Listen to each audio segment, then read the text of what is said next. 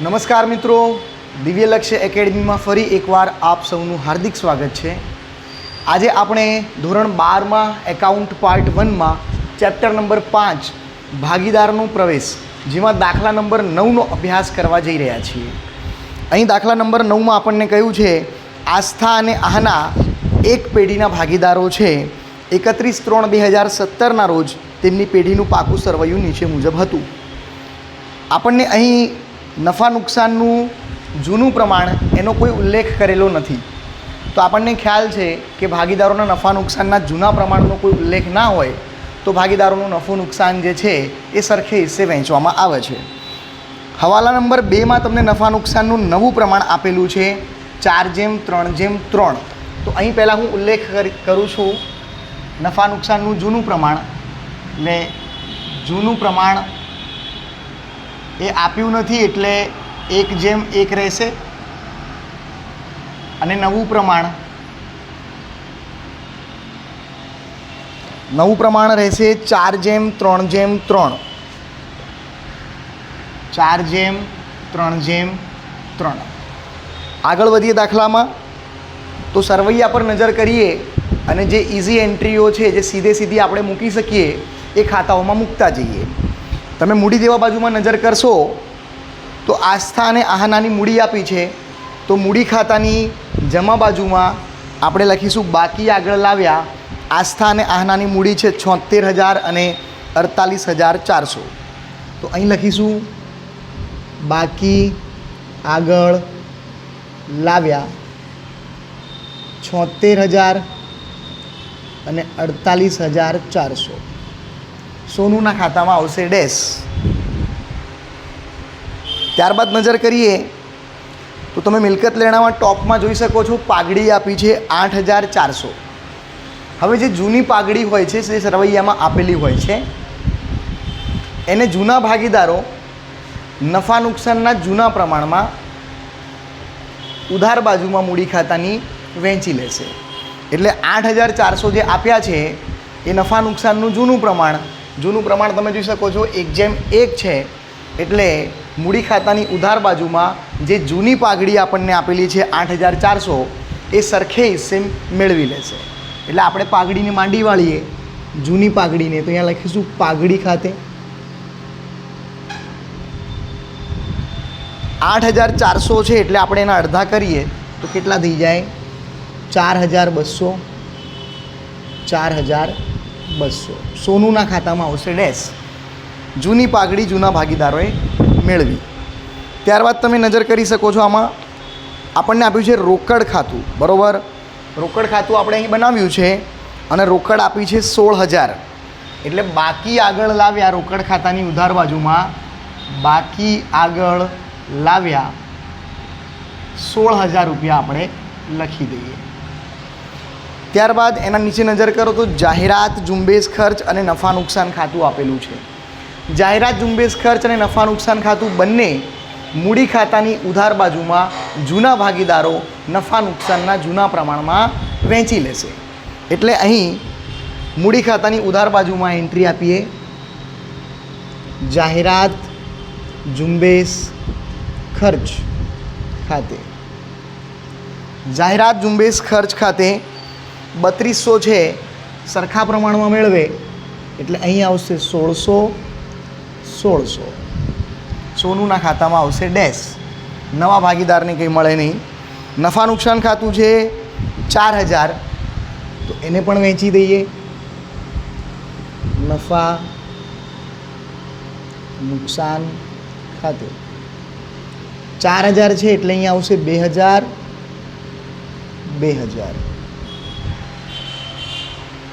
હવે આપણે હવાલા તરફ નજર કરીએ। આટલી એન્ટ્રીઓ ખૂબ જ સરળ હતી અને સીધી આપણે ખાતામાં મૂકી શકીએ એવી હતી, એટલે આપણે એને ખાતામાં મૂકી દીધી અને હવે હવાલાને આપણે સોલ્વ કરતા જઈએ।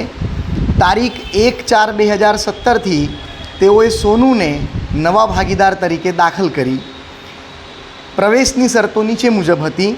સોનું મૂડી તરીકે 80,000 અને તેના ભાગની પાઘડી પૈકી 7200 રોકડા લાવશે। તો પહેલાં આપણે સોનું મૂડી તરીકે 80,000 લાવે છે તો એની અસર આપી દઈએ તો રોકડા લાવે છે એટલે રોકડ ખાતાની ઉધાર બાજુમાં આપણે લખીશું સોનુના મૂડી ખાતે.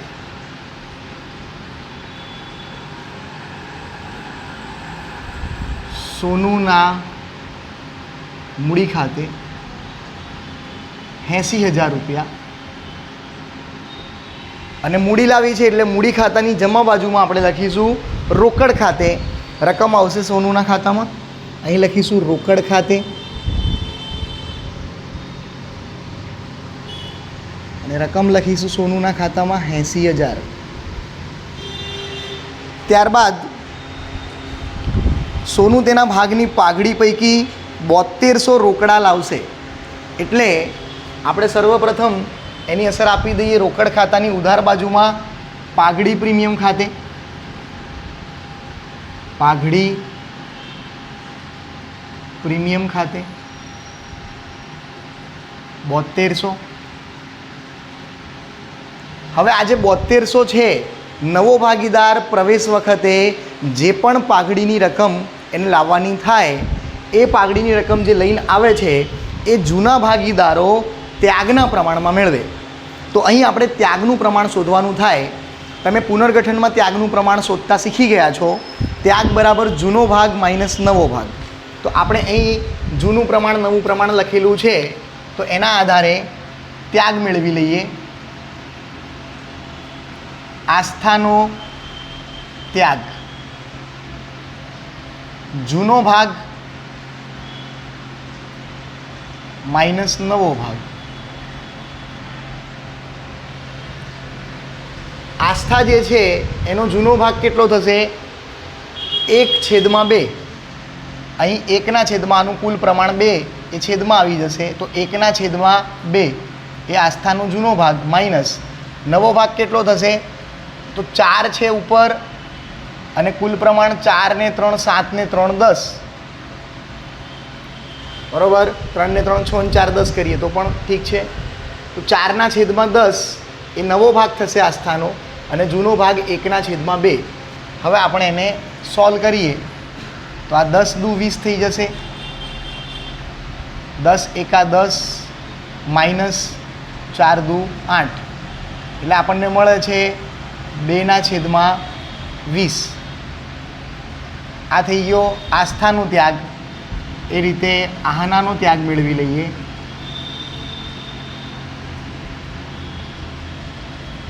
ડાયરેક્ટ એક વખત સૂત્ર લખ્યું છે તો ડાયરેક્ટ લખી દઈએ આપણે. આસ્થા પછી આહના. આહનાના કેટલા આવશે? જૂનો ભાગ 1/2 માઇનસ નવો ભાગ 3/10. અહીં પણ એ જ રીતે 10 દુ 20 માઇનસ 10 એકા 10 માઇનસ આ 3 દુ 6 એટલે કેટલા થઈ ગયા? 4/20. તો તમે જોઈ શકો છો 2/4 એ ત્યાગનું પ્રમાણ આવે છે. ત્યાગનું પ્રમાણ બંને ભાગીદારનું ત્યાગ કેટલો થયો છે? 2/4. આપણે એને શોર્ટમાં લખીએ તો 2 એકા 2 અને 2 દુ 4 એટલે આપણે એને 1/2 પણ લખી શકીએ. તો હવે તમે જોઈ શકો છો કે જે 7200 પાઘડી તરીકે રોકડા લાવે છે એ પાઘડી પ્રીમિયમ ખાતે આપણે રોકડ ખાતાની ઉધાર બાજુમાં લખ્યા 7200. હવે જ્યારે આપણે મૂડી ખાતામાં એને પાઘડી પ્રીમિયમ ખાતે લખીશું તો જૂના ભાગીદારો એ ત્યાગના પ્રમાણમાં 1/2 પ્રમાણમાં આસ્થા અને આહના મેળવશે. તો અહીં લખીશું પાઘડી પ્રીમિયમ. પાઘડી પ્રીમિયમ ખાતે આપણે જોઈએ તો 7200 છે એને 1/2 પ્રમાણમાં 7200 ગુણ્યા 1 એના છેદમાં કેટલા આવશે? તો 1 ને 2 3 એટલે આપણને મળશે 2400. 2400 અને 4800 આપણને મળશે. તો અહીં પહેલાં લખીશું 2400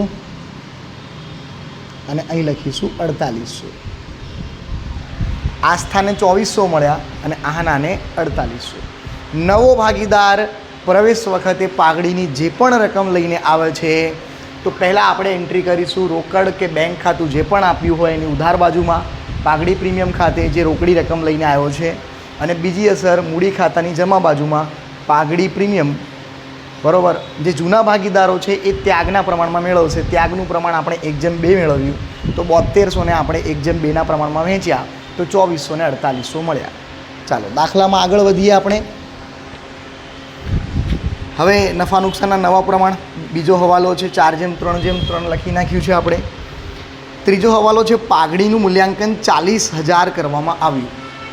એટલે નવી પેઢીમાં પાઘડીનું મૂલ્યાંકન 40,000 થયું. તો આપણે જાણવું પડશે કે એમાં સોનુના ભાગે પાઘડી કેટલી આવે છે. હવે સોનુનો નફામાં ભાગ કેટલો છે તો તમે જોઈ શકો છો 3/10. તો આપણે સોનુના ભાગની પાઘડી જાણી લઈએ. સોનુના ભાગની પાઘડી. હવે 40,000 જે મૂલ્યાંકન કરવામાં આવ્યું છે પાઘડીનું, એમાં સોનુનો નફામાં ભાગ કેટલો છે તો કે 3/10.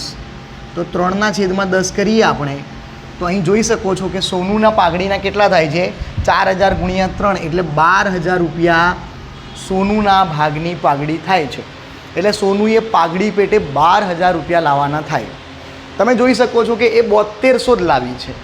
તો કેટલા ઓછા લાવી 4800 રૂપિયા. તો જે 4800 રૂપિયા ઓછા લાવી છે એની આપણે મૂડી ખાતામાં અસર આપીશું. ફરી એકવાર સમજાવું છું કે આપણે પાઘડીનું મૂલ્યાંકન 40,000 કર્યું છે. નવી પેઢીમાં પાઘડી 40,000 રહેશે. તો એમાં સોનુના ભાગની પાઘડી કેટલી તો કે સોનુનો નફામાં ભાગ કેટલો જાણી લો 3/10. તો 40,000 × 3/10 કર્યા એટલે 12,000 એ સોનુના ભાગની પાઘડી થઈ. પણ સોનું અહીં કેટલા લાવે છે 7200. તો કેટલા ઓછા લાવી 4800. તો 4800 જે છે ઓછા લાવી છે એ 1:2ના પ્રમાણમાં આપણે અહીં મૂડી ખાતામાં અસર આપીએ. તો કેવી રીતે અસર આપી શકીએ તો અહીં આપણે જે ભાગીદાર પ્રવેશ કરે છે એનું નામ મૂડી ખાતાની જમા બાજુમાં લખીએ. એટલે લખીએ સોનું નામ મૂડી ખાતે. સોનુના મૂડી ખાતે. અને જે 4800 રૂપિયા છે એ 1:2ના પ્રમાણમાં આપણે જોઈએ તો કેટલા આવે છે 4800 × 1/3. તો આવશે 1600 અને 3200, બરાબર. તો આપણે અહીં લખીશું 1600 અને અહીં આવશે 3200.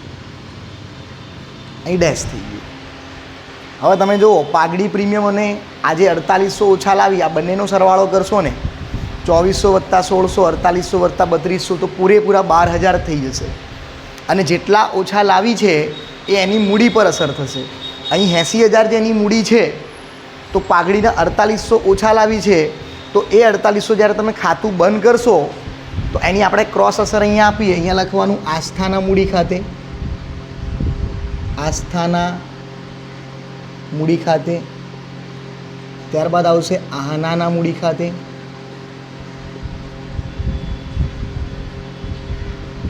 અને રકમ જે છે એ આવશે સોનુના ખાતામાં.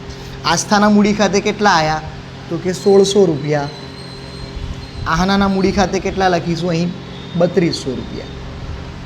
તો હવે તમે જોઈ શકો છો કે જ્યારે ખાતું બંધ કરશો તો 80,000માંથી 1600 ને 3200 બાદ થશે એટલે 4800ની અસર એ એની મૂડી પર પડવાની છે જે એ પાઘડીની રકમ તરીકે ઓછા લઈને આવી છે. તો અહીં મેનેજ થઈ જાય છે આખો હિસાબ. હવે આગળ વધીએ હવાલાઓમાં. ચોથો હવાલો છે કામદાર વળતરનો દાવો 3200 મંજૂર કર્યો. તો આપણે જાણીએ છીએ કે જે પણ દાવો મંજૂર થાય એ મૂડી દેવા બાજુમાં લખાય. તો આપણે કામદાર વળતરનો દાવો જે 3200 મંજૂર કર્યો છે એ લખીએ અહીંયા. કામદાર વળતર દાવો 3200 રૂપિયા. હવે જરા સરવૈયામાં નજર કરીએ તો કામદાર વળતર ભંડોળ આપણી પાસે 4800નું છે અને 3200નો દાવો મંજૂર થયો. તો 4800માંથી આપણે 3200 બાદ કરીએ એટલે કેટલા બચ્યા 1600. તો જે 1600 આપણી પાસે બચે છે એને આપણે મૂડી ખાતાની જમા બાજુ બંને ભાગીદારો આસ્થા અને આહના નફા નુકસાનના જૂના પ્રમાણમાં મેળવશે. તો તમે જોઈ શકો છો કે કામદાર વળતર ભંડોળ અહીં 4800નું આપ્યું છે. તો આપણે અહીંયા 4800ને નથી વેચવાના. કારણ શું છે કે દાવો મંજૂર થયો છે 3200નો. તો જે પણ દાવો મંજૂર થયો હોય એ આપણા ભંડોળમાંથી બાદ થઈ જાય. એટલે કામદાર વળતર ભંડોળ 4800 આપેલું છે, એમાંથી 3200નો દાવો મંજૂર થયો, તો એને બાદ કરીએ તો કેટલી રકમ બચે છે? 1600. અને એ 1600ને આસ્થા અને આહના જે છે એ જૂના પ્રમાણમાં એમના મૂડી ખાતે આપણે અસર આપીશું. તો અહીં લખીશું કામદાર વળતર ભંડોળ ખાતે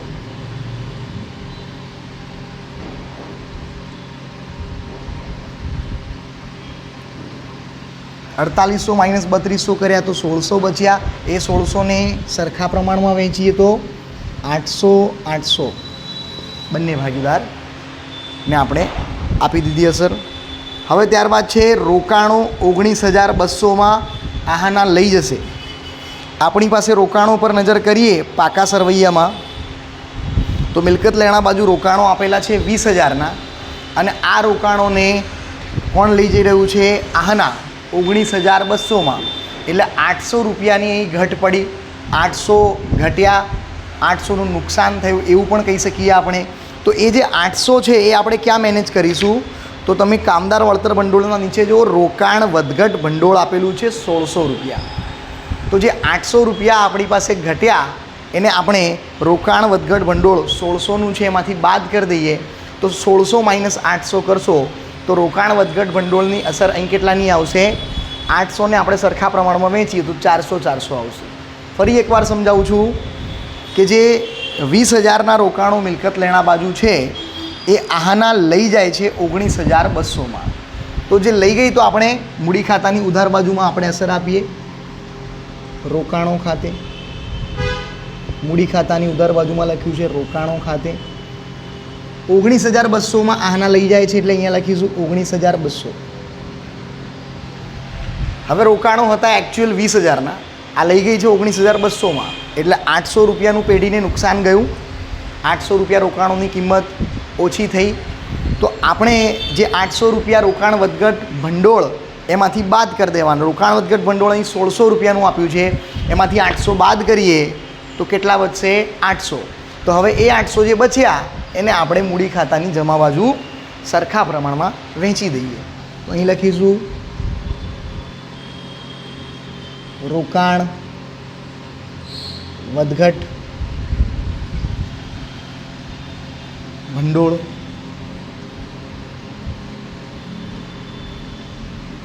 ચારસો 800ને આપણે સરખા પ્રમાણમાં વેચ્યા તો 400 મળ્યા છે.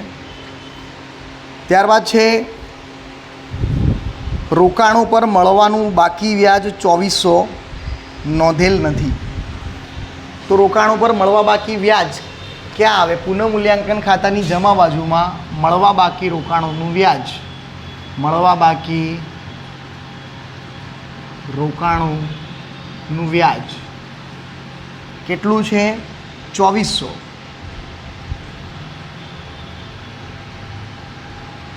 અને બીજી અસર ક્યાં જાય? મિલકત લેણામાં.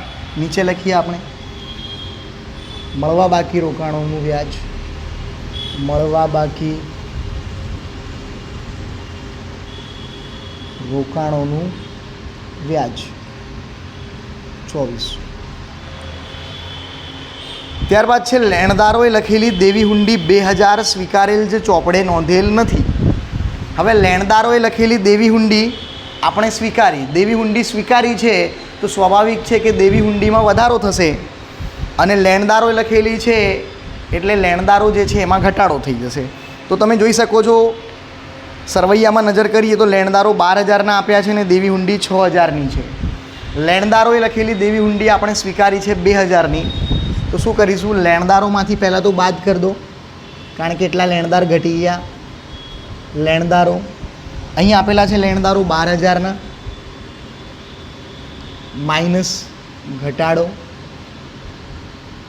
2000 એટલે બહારના ખાતામાં આવશે 10000. ત્યારબાદ દેવી હુંડી. દેવી હુંડી છે 6000 પ્લસ વધારો 2000, તો બહારના ખાનામાં આવશે 8000. તો જોઈ શકો છો 7મો હવાલો સોલ્વ થઈ ગયો. લેણદારોએ લખેલી દેવી હુંડી 2000 સ્વીકારેલ, જે ચોપડે નોંધેલ નથી, તો આપણે અસર આપી.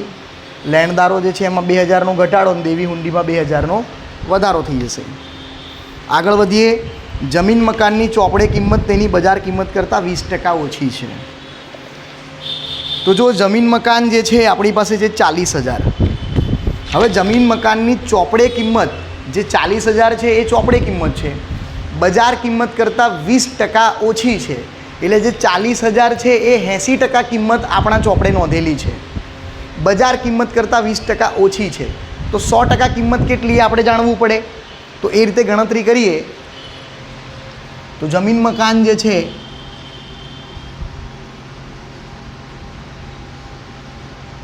એને આપણે સોલ્વ કરી રહ્યા છીએ.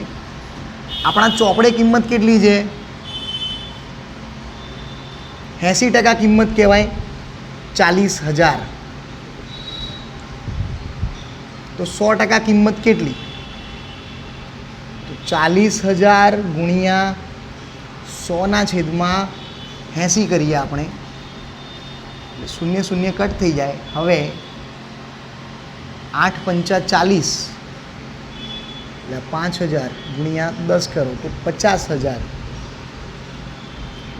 જમીન મકાનની કિંમત કેટલી આવશે? 50,000. આ 80% એ ચોપડે કિંમત છે, બરાબર. 40,000 જે કિંમત છે એ 80% કિંમત કહેવાય, બજાર કિંમત કરતાં 20% ઓછી છે. એટલે આપણે 100% કિંમત કેટલી હશે? તો કે 50,000 હશે. આપણે ચોપડે કેટલું રાખ્યું છે? 40,000. તો આપણે એની અંદર 10,000નો વધારો કરવો પડશે. ખ્યાલ આવતો હશે તમને? જમીન મકાન 40,000 જે ચોપડે કિંમત છે એ બજાર કિંમત કરતાં 20% ઓછી છે. તો આપણે કંઈ 20% ડાયરેક્ટ બાદ નથી કરી દેવાના, નહીંતર જવાબ ખોટો આવશે. આપણી જે ચોપડે કિંમત 40,000 છે એ બજાર કિંમત કરતાં 20% ઓછી છે. એટલે આપણે ચોપડે કિંમત કેટલી કહેવાય? 80% કિંમત 40,000. તો 100% કિંમત કેટલી થાય? સિમ્પલ છે, તો 50,000. તો આપણે જમીન મકાન અહીં લખીશું 40,000, એમાં 10,000નો વધારો કરીશું. જમીન મકાન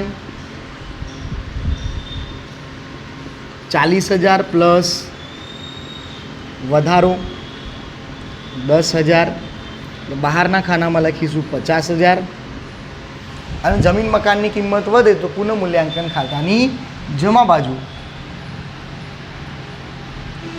જમીન મકાન ખાતે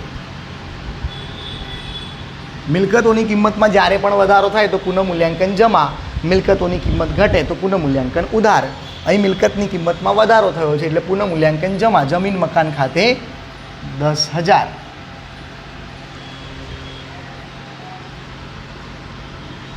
ચાલો આગળ વધીએ.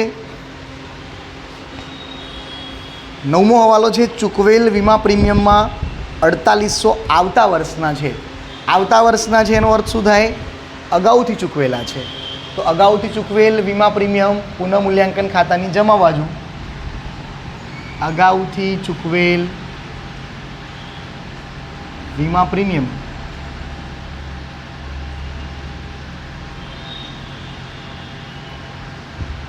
અગાઉથી ચૂકવેલ વીમા પ્રીમિયમ ખાતે કેટલા છે? 4800. બીજી અસર ક્યાં આવશે? પાકા સરવૈયામાં મિલકત લેણા બાજુ અગાઉથી ચૂકવેલ વીમા પ્રીમિયમ કેટલું છે? 4800. ચાલો હવાલા આપણા બધા જ સોલ્વ થઈ ચૂક્યા છે, કોઈ હવાલો બાકી રહેતો નથી. એટલે આપણે ખાતાઓને બંધ કરીએ. પુનઃ મૂલ્યાંકન ખાતું જે છે એને આપણે બંધ કરીએ તો 10,000, 4,800 અને 2400 એટલે કેટલા થઈ જાય? 17,200. ચેક કરી લઈએ, વેરીફાઈ કરીએ. 10,000 પ્લસ 2400 પ્લસ 4800 એટલે 17,200.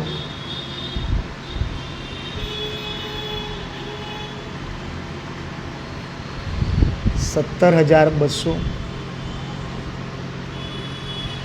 અહીં કોઈ એન્ટ્રી છે નહીં એટલે કંઈ પણ બાદ થયા વગર સીધા આપણે એને વેચી લઈશું. આ થઈ ગયો આપણો પુનઃ મૂલ્યાંકન નફો.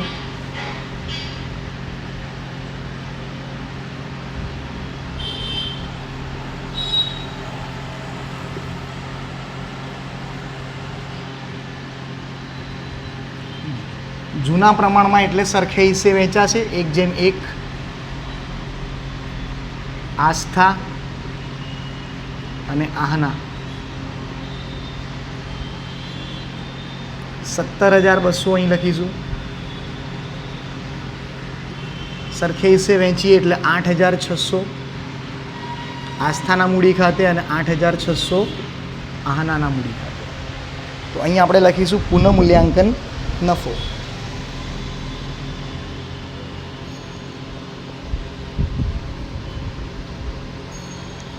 $8,600 $8,600.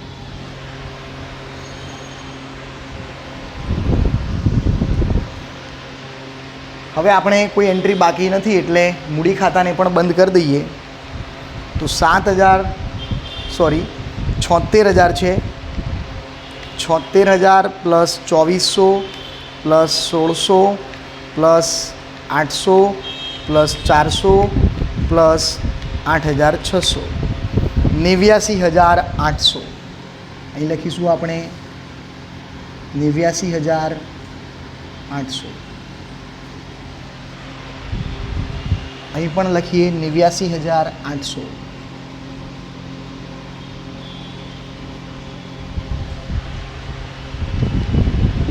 આહનાનો સરવાળો કરીએ. 48,400 plus 4,800 plus 3,200 plus 800 plus 400 plus 8,600 66,200.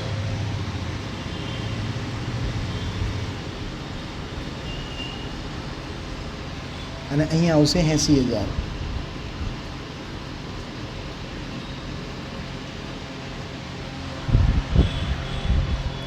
$66,200. અહીં લખીએ 80,000. બાકી આગળ લઈ ગયા.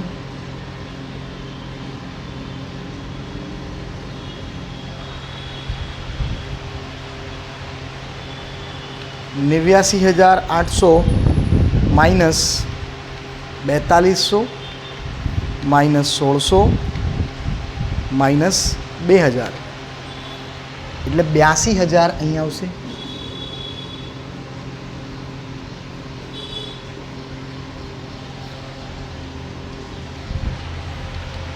ત્યારબાદ 66,200 માઇનસ 4,200 માઇનસ 1,600 માઇનસ 2,000 58,400. સોરી, હા, 58,400.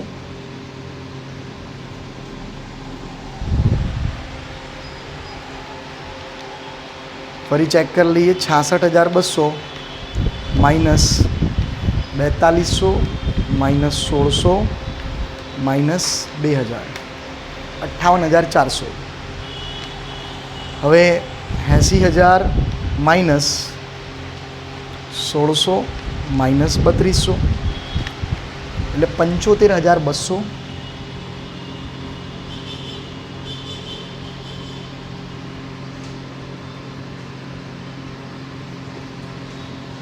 $75,200. આ જે મૂડી છે બાકી આગળ લઈ ગયા એ મૂડી દેવા બાજુમાં લખીએ.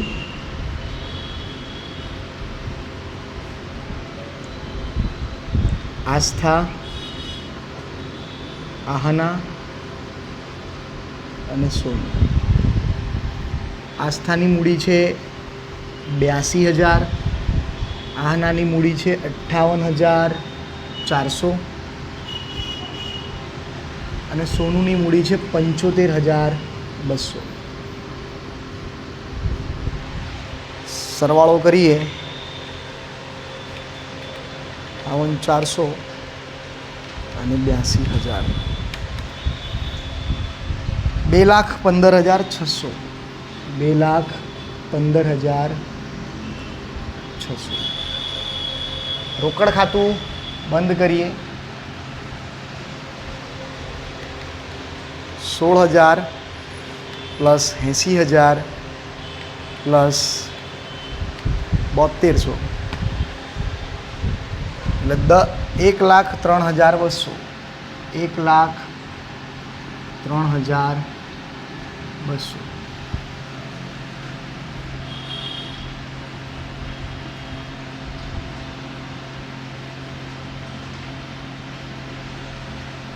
બાકી આગળ લઈ ગયા.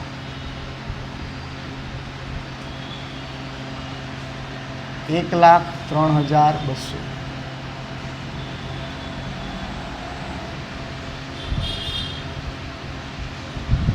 આ રોકડ છે, અહીંયા લખી દઈએ રોકડ. ખાતું બંધ કર્યું એટલે 1,03,200. હવે આપણે ચેક કરી લઈએ કે એન્ટ્રી કઈ બાકી રહે છે.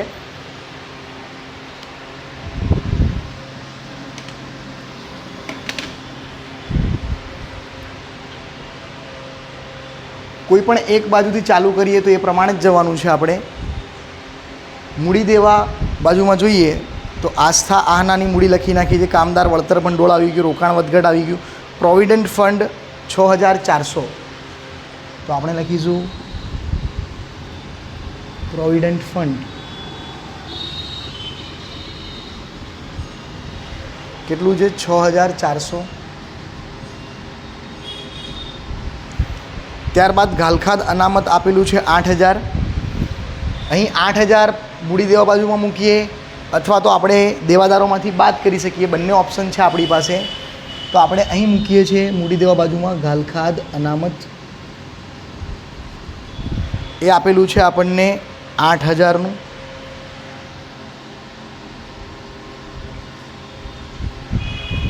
ત્યારબાદ લેણદાર અને દેવી હુંડી આવી ગયા છે. હવે મિલકત લેણા બાજુમાં નજર કરીએ. પાઘડી જે આપણે વહેંચી નાખી છે. જમીન મકાન આવી ગયું છે. યંત્રો કેટલાના છે 32,000.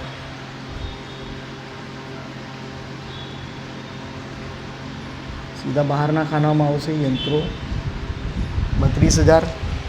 ત્યારબાદ રોકાણો જે છે આના 19,200માં લઈ ગઈ છે.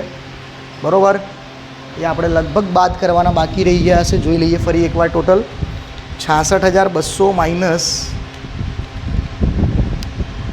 4,200 માઇનસ 1,600 માઇનસ 2,000 માઇનસ 19,200. આપણે 19,200ની એન્ટ્રી નીચે હતી એટલે ધ્યાન ચૂક થઈ ગયું મારું અને બાદ કરવાના બાકી રહી ગયા હતા. તો રોકાણો પરથી યાદ આવી ગયું છે. તો આના ટોટલમાં થોડા ચેન્જીસ થશે. બરાબર, લખું છું 39,200. મારા ધ્યાન બહાર નીકળી ગયું એટલે રોકાણો મેં 19,200ના બાદ નહોતા કર્યા. તે બદલ ક્ષમા ચાહું છું. 39,200 આનું ટોટલ થાય છે.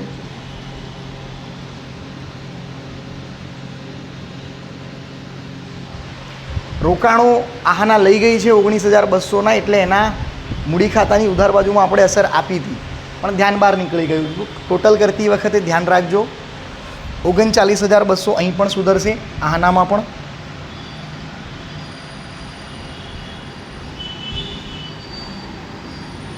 અને આના ગ્રાન્ડ ટોટલમાં પણ એટલો ફરક પડશે. 39,200 પ્લસ 75,200 પ્લસ 82,000 એટલે 1,96,400 થશે.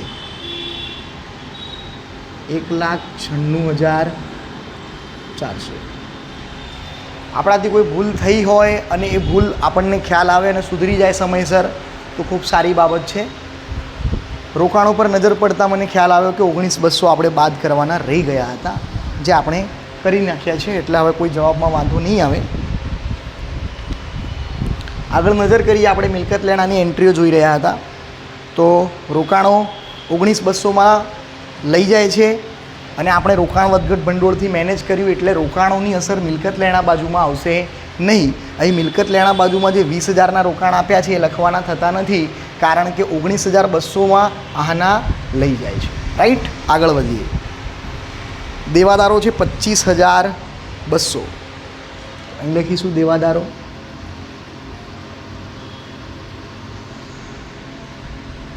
$25,200. ત્યારબાદ છે સ્ટોક 14,400.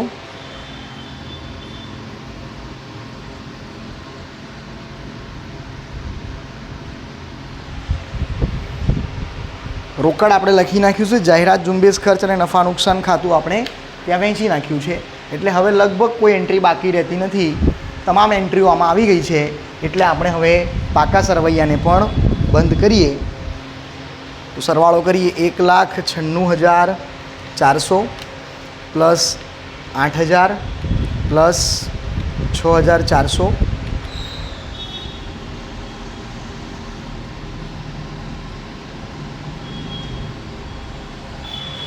Plus 3,200 plus 10,000 plus 8,000 2,32,000 2,32,000.